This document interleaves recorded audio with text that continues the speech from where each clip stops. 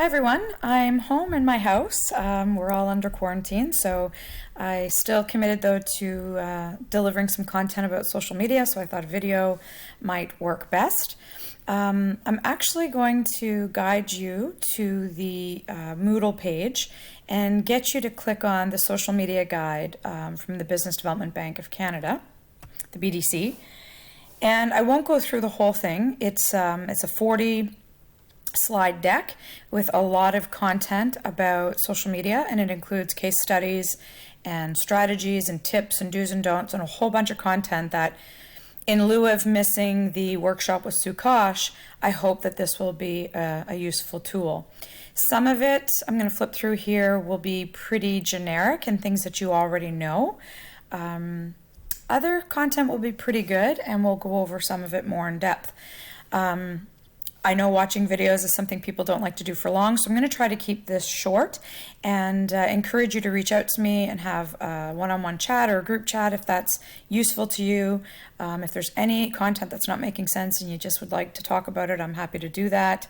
I also want to remind you to use your, if you can see this, your project list, your checklist to go over all of the items that you should be considering for your group projects. And if you haven't already, please email me to book a time on your presentation date that works for you. For those of you in groups kind of dispersed throughout the provinces, we can do a group Skype.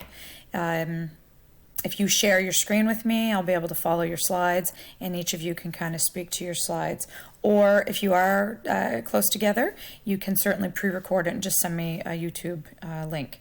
So let's get started. So this guide will walk you through some of the key steps, explaining why social media is so important and all of the things that it can help do to build your business and your brand, including getting a lot of word of mouth out there and some brand recognition and building relationships and really building your profile, as well as support customer service, answer questions, and always, have a really courteous approach.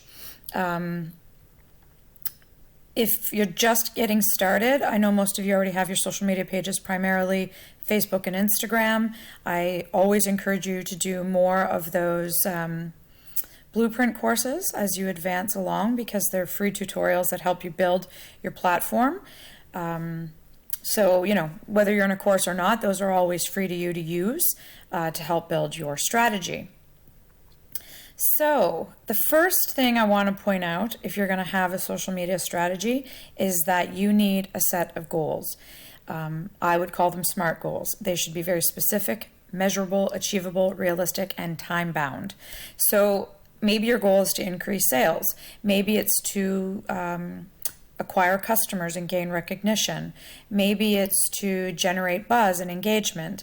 You should really tangibly set out what it is you intend to do, and that will help build the strategy specifically to what your objective is.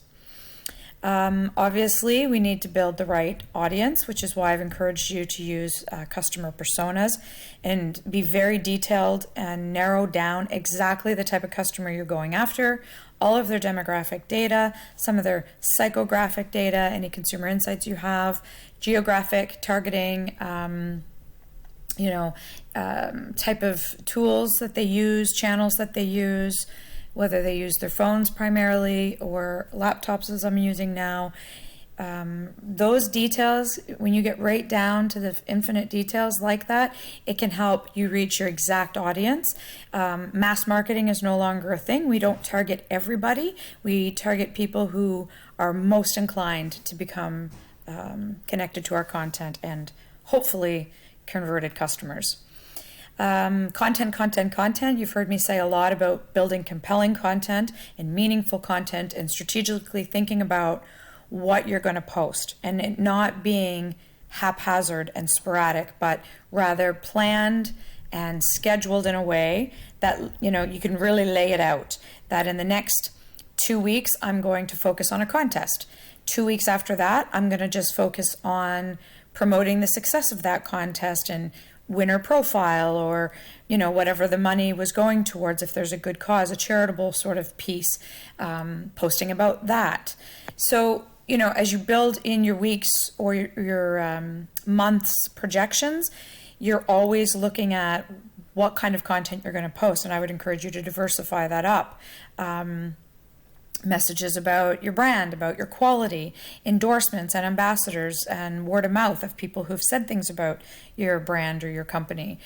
Those kind of reviews and testimonials that you can brag about. A different week might be story sharing,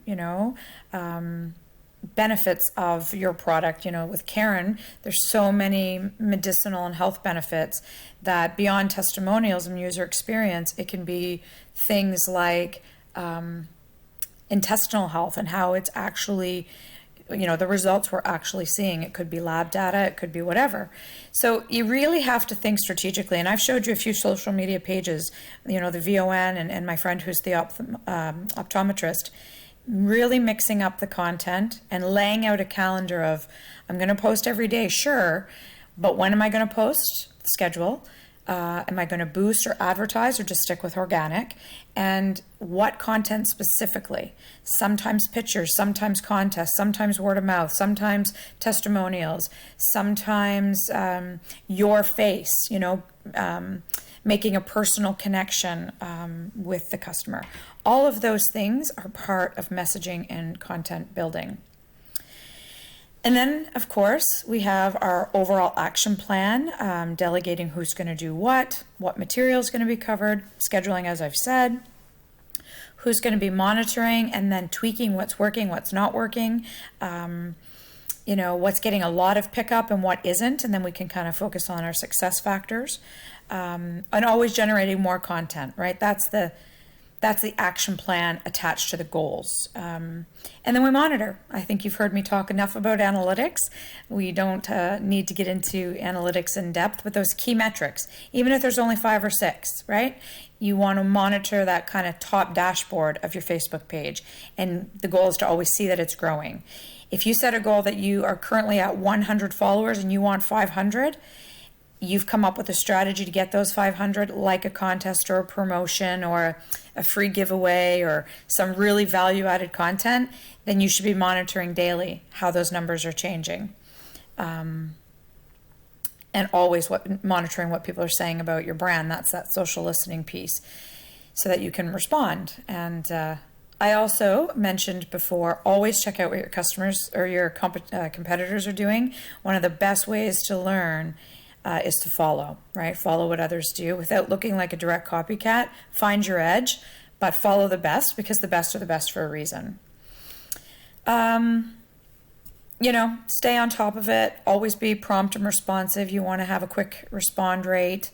Grow your audience, making sure you're always adding value-added, helpful content. If you were doing a lawn care business, maybe what you offer is some free tips for making your lawn really green. Could be a video of, a lawn that you just worked on and some of the things you did to make it look really good. It could be product recommendations. You got to really think outside the box. Beyond I sell and I push, I have something to offer, something that's worth sharing and engaging in. If you're an accountant, this is a perfect time of year to do tax tips, Let's see. There's some great case studies, as I mentioned. This particular customer is right out of Moncton, building custom home building. So be an interesting case to look at, get some ideas. I'm going to flip through this for a second and get to where I want to go. Offers is a really great feature, so that customers will, have an opportunity to buy right through your page and see what you're offering and start a conversation about that. There's also Facebook surveys. A lot of people use SurveyMonkey, but if you want to ask your customers a question or 3 questions, consider an engaging survey. What do you like about our brand? What colors would you like to see us get into? All positive, of course. We're not surveying for negative feedback. We're surveying for opinions and interest and moving forward like that. I'm going to skip through the other types because we're focused primarily on Facebook, although Instagram is, highly visual and very similar in terms of how we build it up. Give your page a human face. People like to know who owns the company and why should we buy from this company, and who are they, what are they all about, what do they value. People like to get in line with core values that they can relate to. Let's see. I talked about advertising. Most of what you're going to do would be primarily boosting. You probably won't do a whole lot of advertising at this stage of the game, mostly just organic growth, but advertising is an option, of course, on Facebook. Another case study. Some tips for blogging if you want to get into content that's storytelling. There's some information there. Another case study. I think I'm getting to the end of what I wanted to talk about. Video tips. I've talked to you before about making sure it's high quality video. It could be a tour of your office. It could be, the Karen Phytoplankton Company making the product and seeing the process of manufacturing it. It could be Brock's customers repping their new brand, their new shirt, repping the brand and talking about what they love about it, or anything like that. As I had mentioned to Tori, you can be hashtagging how you drink your drink. Talk about maybe some videos of people mixing their drinks and kind of having some fun, although you want to keep it ethical and above board, clean, fun. Definitely for Carl's project, I'd be doing some video and photo reels of just maybe last year's event. I'd do a collection of photos or a quick boomerang video, as well as capture video that day and post it live and have it for next year's event. You want to always be doing things that really keep it upbeat and engaging. So I think that's where I'm probably going to wrap up. We're at 12 minutes. If you want to reach out to me, as I said, please do. I know that it's not ideal that, we've had to cut short, but we did cover the majority of the content. If you go back to our Moodle page, I continue to post content, trying to give you as many resources as possible to work through and use. I also put Hootsuite Academy and LinkedIn Learning, more places you can do free online training, get certificates, and learn.